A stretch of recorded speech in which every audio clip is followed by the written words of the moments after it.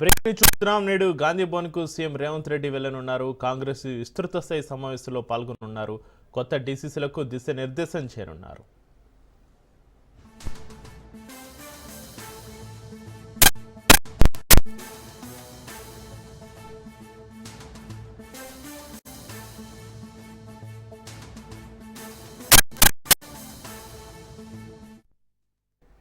నేడు గాంధీ భవన్కు సీఎం రేవంత్ రెడ్డి వెళ్లనున్నారు. కాంగ్రెస్ విస్తృత స్థాయి సమావేశంలో పాల్గొనున్నారు. కొత్త డీసీసీలకు దిశానిర్దేశం చేయనున్నారు.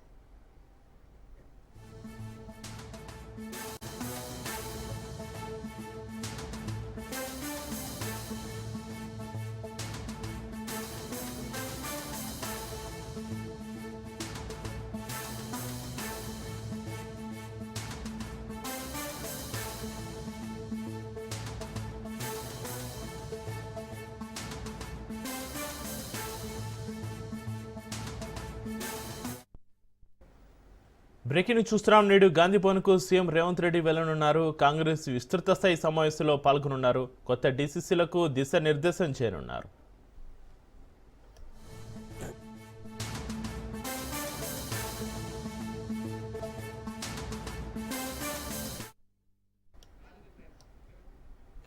నేడు గాంధీ భవన్కు సీఎం రేవంత్ రెడ్డి కాంగ్రెస్ విస్తృత స్థాయి సమావేశం కొత్త డీసీసీలకు దిశానిర్దేశానికి సంబంధించి మరింత సమాచారాన్ని మా ప్రతినిధి రాజు ఫోన్ అందిస్తారు. రాజు, గుడ్ మార్నింగ్ చక్రి. ఈ రోజు గాంధీ భవన్ లో కీలక సమావేశం జరగబోతా ఉంది. టీపీసీసీ ఆధ్వర్యంలో తెలంగాణ కాంగ్రెస్ పార్టీ విస్తృత స్థాయి సమావేశం జరగబోతా ఉంది. ఉదయం 10 గంటలకు పిసిసి చీఫ్ మహేష్ కుమార్ గౌడ్ అధ్యక్షతన ఈ సమావేశం జరగబోతా ఉంది. ఈ భేటీకి ముఖ్యమంత్రి రేవంత్ రెడ్డి, అదేవిధంగా పార్టీ రాష్ట్ర వ్యవహారాల ఇన్ఛార్జ్ గా ఉన్నటువంటి మీనాక్షి నటరాజన్, అదేవిధంగా మంత్రులు, ఇతర కార్యవర్గ సభ్యులు హాజరు కాబోతా ఉన్నారు. కొత్తగా ఎవరైతే ఎన్నికయ్యారో డీసీసీ అధ్యక్షులుగా వాళ్ళందరూ కూడా హాజరు కాబోతా ఉన్నారు. సో తాజా మాజీలు కూడా డీసీసీ అధ్యక్షులుగా కొనసాగిన వారు కూడా ఈ సమావేశానికి హాజరు కాబోతా ఉన్నారు. ప్రధానంగా ఈ సమావేశంలో ఏదైతే ప్రస్తుతం రాష్ట్రంలో సర్పంచ్ ఎన్నికలు కొనసాగుతా ఉన్నాయి, ఈ పంచాయతీ ఎన్నికల్లో కాంగ్రెస్ పార్టీ అవలంబించవలసినటువంటి వాటిపై ఈ ముఖ్య నాయకులు ఈ యొక్క క్యాడర్ కు దిశానిర్దేశం చేయబోతా ఉన్నారు. అదేవిధంగా ఇప్పుడు ఈ జరగబోయే ఎన్నికల్లో పార్టీ తరఫున ఎవరైతే పార్టీ మెంబర్లు లేకపోయినప్పటికీ పార్టీ బలపరిచిన పార్టీ తరఫున ఎవరైతే మద్దతుదారులు పోటీ చేస్తా ఉన్నారో వారిలో 90% పైగా కూడా అధికార పార్టీకి సంబంధించిన వారే ఈ యొక్క సర్పంచులను కైవసం చేసుకోవాలనే లక్ష్యంతో వారికి దిశానిర్దేశం చేయబోతా ఉన్నారు. కాంగ్రెస్ పార్టీ రాష్ట్రంలో అధికారంలోకి వచ్చి 2 ఏళ్లు పూర్తయిన సందర్భంగా జరుపుకోవాల్సినటువంటి ప్రజా పాలన విజయోత్సవాల నిర్వహణపై కూడా నేతలకు దిశానిర్దేశం చేయబోతా ఉన్నారు. ప్రధానంగా ఈ సమావేశానికి సంబంధించి రాష్ట్రంలో పార్టీ పరిస్థితి, అదేవిధంగా ఎవరైతే కొంతమంది డీసీసీ పదవులు రాలేదని చెప్పేసి కొంతమంది ఇప్పటికే ఏదైతే అసంతృప్తి ఉన్నటువంటి ఈ నేపథ్యంలో వారందరినీ కూడా ఏకతాటిపైకి తీసుకొచ్చి అందరూ ఏకతాటిపైకి వచ్చి ఈ యొక్క స్థానిక సంస్థల ఎన్నికల్లో పనిచేసే విధంగా కూడా ఒక దిశానిర్దేశం అయితే చేసే అవకాశం కనిపిస్తా ఉంది. వీరితో పాటు ఏఐసీసీ కార్యదర్శులు విశ్వనాథన్, అదేవిధంగా సచిన్ సావంతులు కూడా ఈ సమావేశానికి హాజరు కాబోతా ఉన్నారు. ప్రధానంగా ఎవరైతే ఈ లోకల్ బాడీ రోజుల్లో మరింత ముందుకు ఏ విధంగా వెళ్ళాలి, పార్టీలో ఇప్పటికే ఏదైతే అసంతృప్తులు ఉన్నాయని చెప్పేసి కూడా పెద్ద ఎత్తున ఇటు అధిష్టానానికి కూడా ఇటు నివేదికలు వెళ్తా ఉన్నాయి. వీటన్నిటిని నేపథ్యంలో మీనాక్షి నటరాజన్ కూడా కీలక దిశా నిర్దేశం చేసే అవకాశం కనిపిస్తా ఉంది. మరొక పక్క ఇటు ప్రభుత్వం, అదేవిధంగా పార్టీ ఏ విధంగా ముందుకు వెళ్ళాలి అనే దానిపై కూడా మీనాక్షి నటరాజన్ కూడా ఈ ముఖ్య నాయకులందరికీ కూడా ఒక దిశ చేయబోతా ఉంది. 10 గంటలకు ఈ సమావేశం ప్రారంభమవుతుందని చెప్పేసి ఇప్పటికే ఇటు పిసిసి సమాచారం ఇవ్వడం జరిగింది. ముఖ్యమంత్రి రేవంత్ రెడ్డి కూడా ఈ సమావేశానికి హాజరు కాబోతుండడంతో కీలకమైనటువంటి అంశాలు కూడా చర్చకు వచ్చే అవకాశం కనిపిస్తా ఉంది. పార్టీని మరింత స్ట్రెంథెన్ చేసే విధంగా కూడా, అదేవిధంగా ఈ 2 సంవత్సరాల పరిపాలన రాష్ట్రంలో ఏ విధంగా అసలు పూర్తి చేసుకున్నామో వీటికి సంబంధించి విజయోత్సవాలు ఏ విధంగా జరుపుకోవాలి, అదేవిధంగా లోకల్ బాడీల్లో ప్రధానంగా డీసీసీల బాధ్యత ఏ విధంగా ఉంటుంది అనే దానిపై కీలక దిశా నిర్దేశం చేసే అవకాశం అయితే మనకు కనిపిస్తా ఉంది. అయితే రాజు, డీసీసీల నుంచి గ్రౌండ్ లెవెల్ సలహాలు, సూచనలు, ఫిర్యాదులను, నివేదికలను తీసుకునే అవకాశం ఉందా? ఖచ్చితంగా. ఎందుకంటే గతంలో ఎవరైతే కొంతమంది ఇప్పటికే డీసీసీలుగా పనిచేసి తమ బాధ్యతలను పూర్తి చేశారో వాళ్ళందరినీ కూడా సన్మానించే అవకాశం కూడా కనిపిస్తా ఉంది. అదేవిధంగా పార్టీ ముందుకు వెళ్ళాలి, ఇంకా కూడా భవిష్యత్తులో రాబోయే ఎన్నికలు ఏవైనా కూడా సో కాంగ్రెస్ పార్టీ ముందుకు వెళ్ళాలంటే ఖచ్చితంగా అందరి సూచనలు సలహాలు తీసుకొని ముందుకు వెళ్తామని చెప్పేసి ఇప్పటికే ఇటు పిసిసి చీఫ్ మహేష్ కుమార్ గౌడ్ ప్రకటించడం జరిగింది. అదేవిధంగా రాబోయే రోజుల్లో కాంగ్రెస్ పార్టీని మరింత బలోపేతం చేస్తగా ఇంకా మినిమం 10 సంవత్సరాలు రాష్ట్రంలో కాంగ్రెస్ పార్టీ అధికారంలో ఉంటుంది అని చెప్పేసి కూడా నేతలు పదే చెప్తా ఉన్నారు. కానీ ఆ గ్రౌండ్ లెవెల్లో మాత్రం కొంతమంది అలకలు ఇప్పుడే మొదలయ్యాయి. కొంతమంది డిసిసి పదవులు రాలేదని చెప్పేసి పెద్ద ఎత్తున నిరాశకు కూడా లోనవుతున్నటువంటి పరిస్థితి కనిపిస్తా ఉంది. కొంతమంది సామాజిక సమీకరణాల పేరుతో తమ అవకాశాలను రాకుండా చేశారని చెప్పేసి కూడా కొంతమంది పార్టీపై గురుగా ఉన్నారు. సో వీరందరినీ కూడా ఏకతాటిపైకి తీసుకురావడం, అదేవిధంగా ఆ కొత్త డిసిసి అధ్యక్షులు పట్టణానికి చెందినటువంటి పట్టణాల అధ్యక్షులందరితో కూడా భేటీ అయ్యి వారి యొక్క సలహాలు సూచనలు తీసుకుని సో నివేదికల రూపంలో కూడా తీసుకునే అవకాశం కూడా కనిపిస్తా ఉంది. వారి యొక్క అందరి అభిప్రాయాలను తీసుకున్న తర్వాత సో ఏ విధంగా ముందుకు వెళ్ళాలి అనే దానిపై కూడా ఒక కార్యాచరణ రూపొందించుకునే అవకాశం మనకు కనిపిస్తా ఉంది. ప్రస్తుతం అయితే లోకల్ బాడీ ఎన్నికల్లో ఒకవైపు రేపటితో ఏదైతే నామినేషన్ల ఉపసంహరణ గడువు ముగిస్తా ఉంది కాబట్టి సో ఎవరైతే పార్టీ తరఫున ఎక్కువ మంది ఆశావాహులు కూడా బరిలో ఉన్నారు కాబట్టి సో బుసగించి సో కాంగ్రెస్ పార్టీ మద్దతుదారులనే ఖచ్చితంగా గెలిపించాలని ఒక దిశానిర్దేశం చేసే అవకాశం కనిపిస్తా ఉంది. ఎట్లాంటి వ్యూహంతో ఈ పంచాయతీ ఎన్నికల్లో ముందుకు వెళ్ళాలి, మెజారిటీ పంచాయతీలను సో కాంగ్రెస్ పార్టీ కైవసం చేసుకోవాలి అనే విషయంపై కూడా దిశానిర్దేశం చేసే అవకాశం అయితే కనిపిస్తా ఉంది. అదేవిధంగా ఈ డిసిసి అధ్యక్షులు, కొత్తగా ఎన్నికైన డిసిసి అధ్యక్షులు ఏ విధంగా ముందుకు వెళ్ళాలి, ఏ విధంగా పార్టీని తమ జిల్లాల్లో సో మరింత ముందుకు తీసుకువెళ్ళాలి అనే దానిపై కూడా డే 1 నుంచే కూడా వాళ్ళకి సో మొదటి రోజు నుంచే కూడా సో ఏ విధంగా ఒక లక్ష్యాన్ని పెట్టుకుని ముందుకు వెళ్ళాలి అనే దానికి కూడా వాళ్ళందరికీ కూడా దిశానిర్దేశం చేసే అవకాశం కనిపిస్తా ఉంది. ఇక పార్టీ వ్యవహారాల ఇన్ఛార్జ్ మీనాక్షి నటరాజన్ విషయానికి వచ్చినట్టయితే ఆమె వారం రోజుల పాటు రాష్ట్రంలో ఉంటారని చెప్పేసి తెలుస్తా ఉంది. ఆమె ఢిల్లీ నుంచి వచ్చారు. సో వారం రోజుల పాటు కూడా ఇటు ప్రభుత్వం ఇటు పార్టీ కార్యక్రమాలన్నింటినీ కూడా ఆమె పర్యవేక్షించబోతా ఉన్నారు. ప్రస్తుతం ఏ విధంగా సో నెలకొని ఉంది, కొన్ని వర్గాల నుంచి ఇప్పటికే వ్యతిరేకత వస్తున్న నేపథ్యంలో దాన్ని అధిగమించి సో కాంగ్రెస్ పార్టీ 2 సంవత్సరాలు పూర్తి చేసుకుని అధికారంలోకి వచ్చి తెలంగాణలో సో ఏ విధంగా అసంతృప్తులను బుద్ధించాలి, అదేవిధంగా సో ఏ విధంగా పార్టీని స్ట్రెంథెన్ చేయాలి, ఇటు ప్రభుత్వ పనితీరు ఏ విధంగా ఉంది అనే దానిపై కూడా ఇటు అధిష్టానానికి మీనాక్షి నటరాజన్ నివేదిక ఇవ్వబోతున్నట్టుగా కూడా తెలుస్తా ఉంది. వీటన్నిటి పరిణామాల నేపథ్యంలో సో ఈ రోజు జరగబోయే సమావేశం, విస్తృత స్థాయి సమావేశం ఏదైతే కీలకంగా మారింది. ఈ సమావేశానికి మంత్రులు, అదేవిధంగా అయితే డిసిసి అధ్యక్షులు, పట్టణాధ్యక్షులు, సో ఏఐసిసి కార్యదర్శులు వీళ్ళందరూ కూడా హాజరు కాబోతా ఉన్నారు. ఈ సమావేశంలో ముఖ్యమంత్రి రేవంత్ రెడ్డి కూడా ఈ కొత్తగా ఎన్నికైనటువంటి డిసిసిలకు ఒక కీలకమైనటువంటి దిశా నిర్దేశం చేసే అవకాశం అయితే మనకు కనిపిస్తా ఉంది. రైట్, థ్యాంక్ యూ రాజు.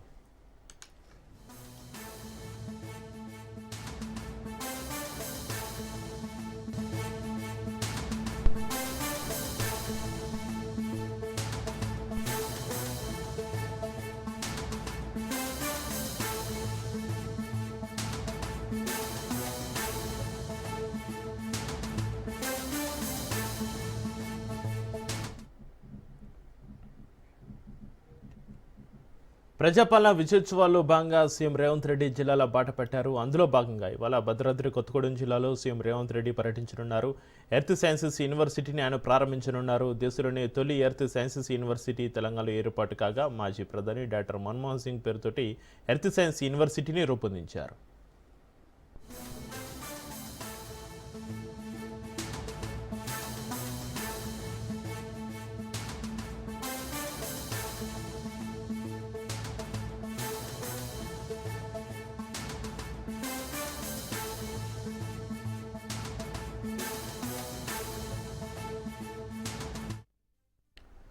ప్రజాపాలన విజయోత్సవాల్లో భాగంగా సీఎం రేవంత్ రెడ్డి జిల్లాల బాట పెట్టారు. అందులో భాగంగా ఇవాళ భద్రాద్రి కొత్తగూడెం జిల్లాలో సీఎం రేవంత్ రెడ్డి పర్యటించనున్నారు. ఎర్త్ సైన్సెస్ యూనివర్సిటీని ఆయన ప్రారంభించనున్నారు. దేశంలోని తొలి ఎర్త్ సైన్సెస్ యూనివర్సిటీ తెలంగాణ ఏర్పాటు కాగా మాజీ ప్రధాని డాక్టర్ మన్మోహన్ సింగ్ పేరుతో ఎర్త్ సైన్స్ యూనివర్సిటీని రూపొందించారు.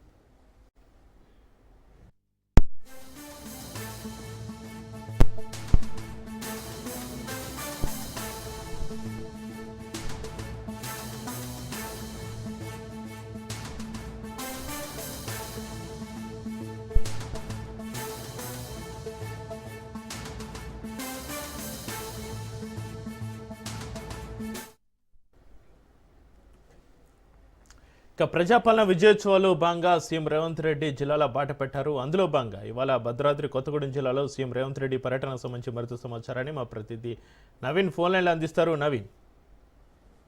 రైట్ చక్రి ఎప్పుడెప్పుడు అని ఎదురు చూస్తున్నటువంటి ఒక చారిత్రక ఘట్టానికి అయితే భద్రాద్రి కొత్తగూడెం జిల్లా నెలకొన్న అంటే అక్కడ అయినట్లుగా కూడా చూడొచ్చు. ముఖ్యంగా మనం చూసుకుంటే ఏదైతే పెద్ద పెద్ద యూనివర్సిటీలు కూడా చిన్నపిల్లల కొత్త కోర్సులు తీసుకొచ్చి నెలకొల్పినటువంటి యూనివర్సిటీకి ఈ రోజు అయితే సీఎం రేవంత్ రెడ్డి చేతుల మీదుగా అయితే ప్రారంభించినట్లుగా చూడొచ్చు. అయితే ప్రజాపాలన పూర్తయిన 2 ఏళ్లు పూర్తయిన సందర్భంగా జిల్లాల పర్యటన చేస్తున్నటువంటి సీఎం రేవంత్ రెడ్డి అయితే ఇటు భద్రాద్రి కొత్తగూడెం జిల్లాలో ఈ రోజు పర్యటించిన నేపథ్యంలో ఇక్కడ అంటే కొత్తగూడెంలో ఏర్పాటు చేసినటువంటి మన్మోహన్ సింగ్ ఎర్త్ సైన్సెస్ యూనివర్సిటీని అయితే అంటే ప్రారంభించి జాతికైతే అంకితం చేయనున్నారు. అయితే అనంతరం ఇక్కడ ఏర్పాటు చేసినటువంటి బహిరంగ సభలో కూడా ప్రసంగించనున్నారు. అయితే ఈ రోజు మధ్యాహ్నం 2:15 ఇటు కొత్తగూడెం అయితే ఆయన ఐడిఓసీలు ఏర్పాటు చేసినటువంటి హెలిప్యాడ్ వరకు ఆయన చేరుకొని అక్కడ నుంచి 2:40 అంటే ముందుగా యూనివర్సిటీలు ప్రారంభించి అనంతరం 2:45 నుంచి 3:45 వరకు ఈ యొక్క ఏర్పాటు చేసినటువంటి బహిరంగ సభలో అయితే ఆయన ప్రసంగించనున్నట్టుగా కూడా చూడొచ్చు. దీనికి సంబంధించి అధికారులు అన్ని ఏర్పాట్లు కూడా పూర్తి చేశారు. అయితే భద్రతా పరంగా కూడా పోలీస్ శాఖ కూడా కట్టుదిట్టమైనటువంటి చర్యలు కూడా చేపట్టినట్లుగా కూడా దీనికి సంబంధించి ఏదైతే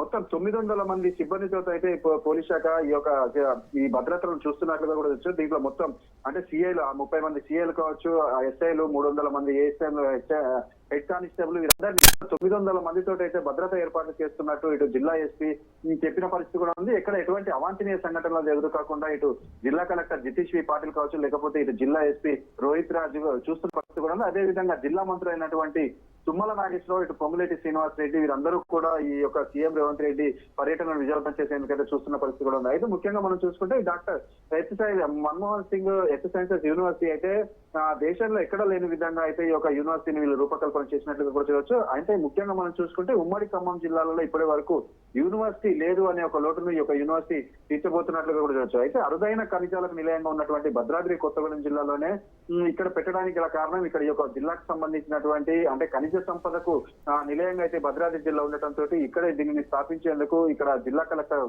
ఈయన కావచ్చు, లేకపోతే తుమ్మల నాగేశ్వర వీరు సీఎం రేవంత్ రెడ్డికి విన్నవించుకున్న నేపథ్యంలో ఇక్కడ ఈ యొక్క యూనివర్సిటీ స్థాపించబడినట్లుగా కూడా చూడవచ్చు. అయితే ఈ యొక్క దీనికి సంబంధించి యూనివర్సిటీలో ప్రస్తుతానికి అయితే 80 మంది విద్యార్థులు అయితే ఇక్కడ అంటే అడ్మిషన్లు పొంది ఉన్నారు.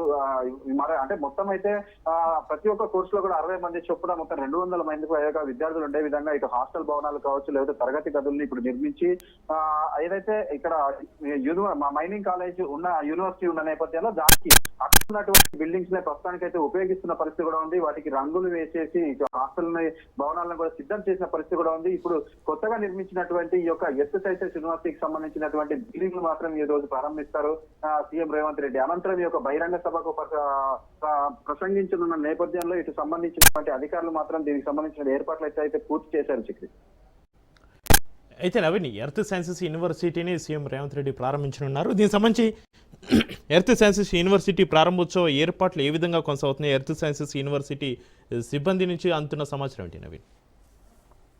అయితే ప్రస్తుతానికి ఎర్త్ సైన్సెస్ యూనివర్సిటీ ప్రారంభించేందుకు ఏర్పాట్లు అన్ని కూడా పూర్తి చేసినట్లుగా కూడా మనం చూడొచ్చు. దీంట్లో మనం ఏదైతే గత జూలైలోనే ఈ యొక్క యూనివర్సిటీని ప్రారంభించేందుకు ఇటు తుమ్మల నాగేశ్వరరావు కావచ్చు, లేకపోతే అధికారులు ప్రయత్నం చేసినప్పటికీ కూడా ఈ వాయిదాలు పడుకుంటూ అయితే వస్తున్న నేపథ్యంలో ఇప్పుడు ఏదైతే 2 ఏళ్ల పాలనలో జిల్లాల పర్యటన ఉన్న నేపథ్యంలో ఈ రోజు యూనివర్సిటీకి అయితే అంటే రేవంత్ రెడ్డి చేతుల మీదుగా ప్రారంభించనున్నట్లుగా కూడా చూడొచ్చు. అయితే ఇది ఒక యూనివర్సిటీకి సంబంధించి చాలా అంటే ఈ యూనివర్సిటీ చాలా అరుదైన యూనివర్సిటీగా చెప్పొచ్చు. ఎందుకంటే అనేక వివిధ ప్రాంతాలలో కూడా ఈ యొక్క భూగోళానికి సంబంధించినటువంటి ఈ యూనివర్సిటీలు ఉన్నా కూడా అక్కడ ఒక్కొక్క సబ్జెక్ట్ మాత్రమే ఈ యొక్క యూనివర్సిటీకి సంబంధించి అంటే ఉన్న నేపథ్యంలో ఇక్కడ ఈ కొత్తగూడెంలో యూనివర్సిటీలో మాత్రం అంటే ఒక 4-5 రకాల ఈ యొక్క కోర్సుల్ని కూడా వీళ్ళు ఇంప్లిమెంట్ చేస్తున్న పరిస్థితి కూడా ఉంది.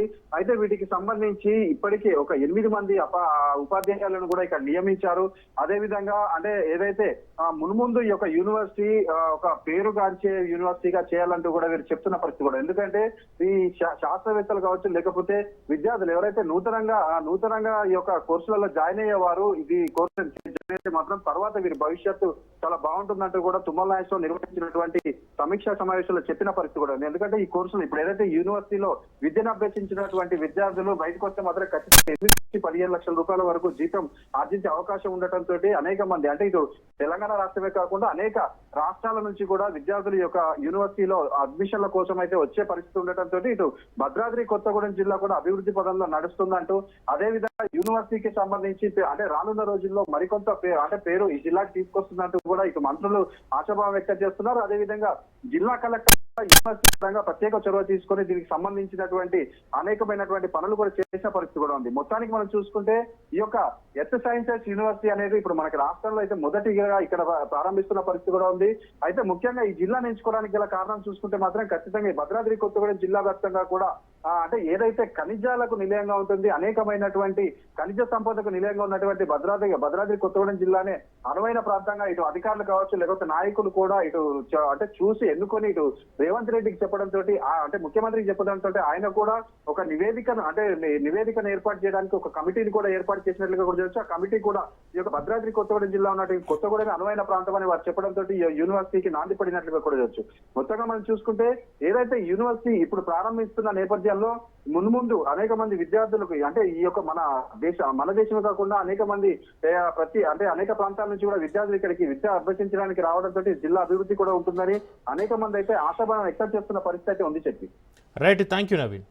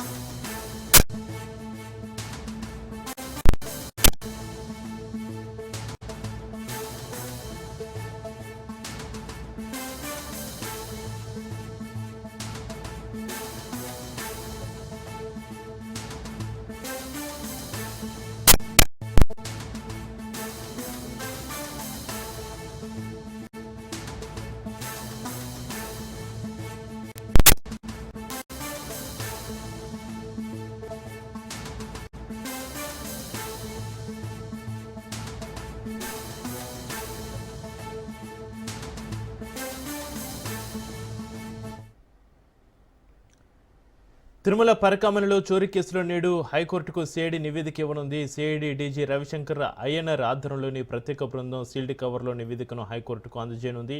టీటీడీ నాటి చైర్మన్లు YV Subbareddy, Bhumana Karunakar Reddy, EO AV Dharmareddy, CVSO Narasimha Kishore, VGO గిరిధర్తో పాటు కేసు నమోదు చేసిన తిరుమల వంటోన్ ఏసీ రామలక్ష్మిరెడ్డి, ఎస్హెచ్ఓ జగన్మోహన్ రెడ్డిలను విచారించారు. అలాగే టీటీడీ పరకామణి డిప్యూటీ ఈవో మల్లికార్జునరావుతో పాటుగా సిబ్బంది, అధికారుల, డ్రైవర్ల నుంచి విషయాలు రాబట్టారు. దాదాపు 40 మందిని విచారించి నివేదిక సిద్ధం చేశారు. ఇవాళ సిఐడి కోర్టుకు సమర్పించే సీల్డ్ కవర్లో ఏముందనే అంశంపై చర్చించుకుంటున్నారు. హైకోర్టు నిర్ణయంపైన తీవ్ర ఉత్కంఠ నెలకొంది.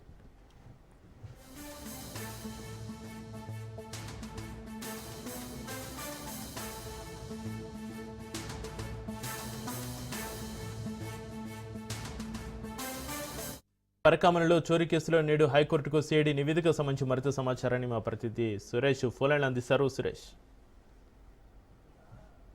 తిరుమల శ్రీవారి ఆలయ పరకామణి కేసు దర్యాప్తు పూర్తిగా వచ్చింది. ఇవాళ ఏపీ హైకోర్టుకి సిఐడి నివేదించకపోతుంది. దాదాపు 156 పేజీల నివేదికను సిద్ధం చేసింది. దాదాపు 40 మందికి పైగా విచారించింది. అప్పట్లో తిరుమల తిరుపతి దేవస్థానం చైర్మన్ గా పనిచేసిన 2 చైర్మన్లు, అప్పటి ఈవో ధర్మారెడ్డిని, అలాగే సివిఎస్ నరసింహ కిషోర్ ని విజయవాడ కేంద్రంగా విచారించారు. ఆ తర్వాత పూర్తిగా ఎవరు ఈ కేసు రాజీ చేసుకున్నారనే అంశం మీద లోతట్టుగా దర్యాప్తు చేస్తున్న తరుణంలో వై సతీష్ కుమార్ మాజీ ఏవిఎస్ హత్యకు గురి కావడం కలగడం రేపడం ఆ కేసు తేలాల్సి ఉంది. ఆ రకంగా చూసుకుంటే ఇవాళ ఏపీ హైకోర్టుకి సీల్డ్ కవర్లో నివేదిక ఇవ్వబోతుంది. మరోవైపు ఎవరైతే నిందితుడు పరకామణి కేసులో విదేశీ డాలర్ చోరీ చేశారు రవికుమార్ ఆస్తుల మీద కూడా ఏసీబీ నివేదిక ఇవాళ ఇవ్వనట్టుగా సమాచారం అయితే పూర్తిగా ఎక్కడెక్కడ ఆస్తులు ఉన్నాయి, తిరుపతి, చెన్నై, హైదరాబాద్, తెలంగాణ, మరోవైపు కర్ణాటక, ఇతర దేశాలు ఏమైనా ఆస్తులు ఉన్నాయనే అంశం మీద ఏసీబీ కూడా పూర్తిగా దృష్టి సారించింది.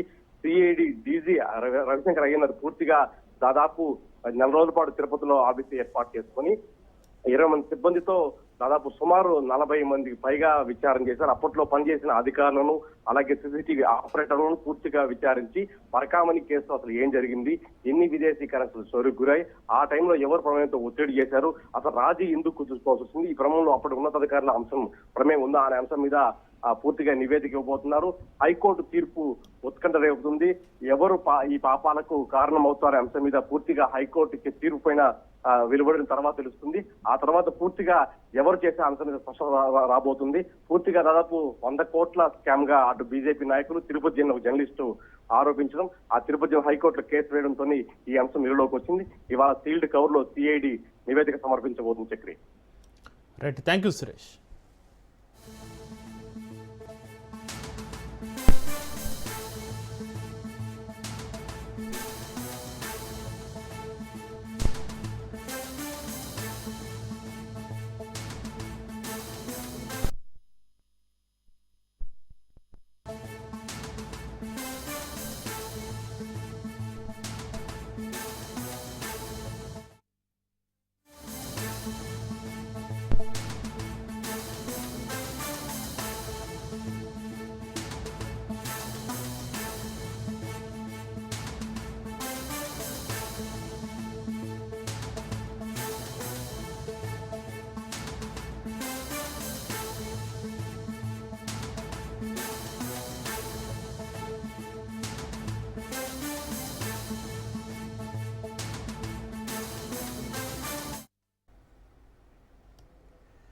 శంషాబాద్ అంతర్జాతీయ విమానాశ్రయంలో ఇండిగో విమానానికి బాంబు బెదిరింపు కలకలం రేపింది. దీంతో ఎయిర్పోర్టు సిబ్బంది అప్రమత్తమయ్యారు. హైదరాబాద్లో ల్యాండ్ కావలసిన విమానంను ముంబైకి దారి మళ్లించారు.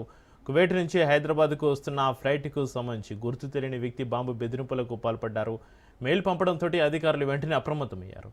సిఐఎస్ఎస్ సెక్యూరిటీ కారణాల వల్ల ఆ విమానాన్ని హైదరాబాద్కే కాకుండా ముంబైకి డైవర్ట్ చేసినట్లుగా విమానాశ్రయ అధికారులు తెలిపారు. ప్రయాణికులందరినీ కూడా ముంబైలో సురక్షితంగా ల్యాండింగ్ చేసి విమానాన్ని స్కానింగ్ చేసి టాస్క్ స్క్వాడ్ ద్వారా పూర్తిగా తనిఖీలు నిర్వహిస్తున్నారు.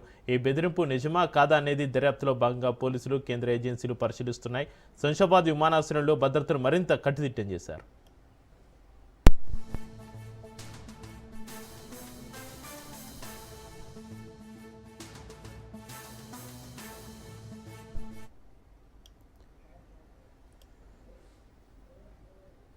శంషాబాద్ అంతర్జాతీయ విమానాశ్రయంలో ఇండిగో విమానానికి బాంబు బెదిరింపు కలకలం రేపింది. దీంతో ఎయిర్పోర్టు సిబ్బంది అప్రమత్తమయ్యారు. హైదరాబాద్లో ల్యాండ్ కావలసిన విమానంను ముంబైకి దారి మళ్లించారు.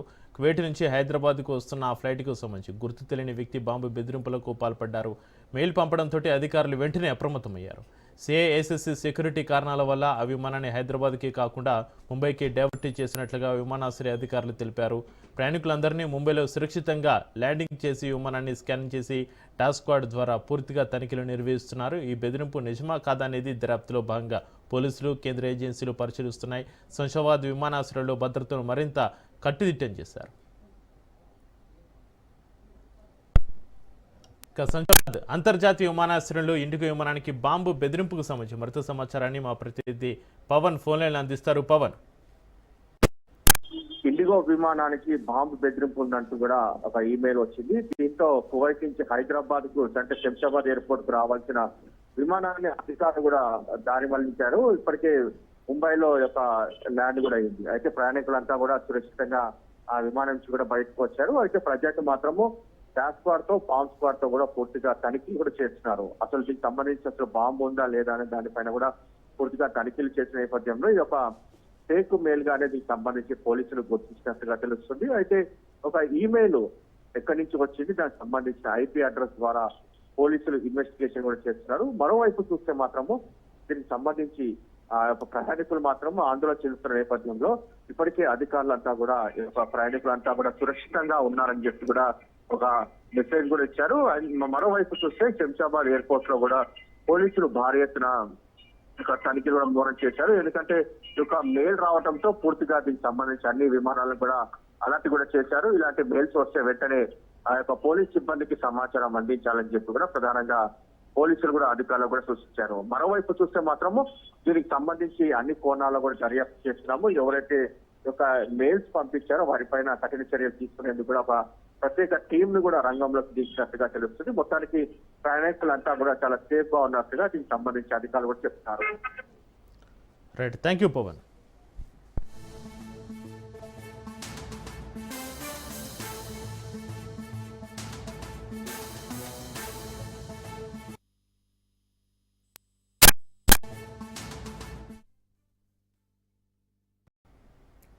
హన్మకొండలో దారుణం చోటు చేసుకుంది. నర్సింగ్ విద్యార్థినిపై దుండగులు యాసిడ్ దాడికి పాల్పడ్డారు. విద్యార్థినికి తీవ్ర గాయాలు కావడంతో స్థానికులు ఎంజిఎం ఆసుపత్రికి తరలించారు. హన్మకొండలోని కాజీపేట కడిపికొండ బ్రిడ్జిపై ఈ ఘటన జరిగింది. బాధితురాలు జనగాం జిల్లాకు చెందిన యువతిగా గుర్తించారు. పోలీసులు కేసు నమోదు చేసుకుని దర్యాప్తు చేస్తున్నారు.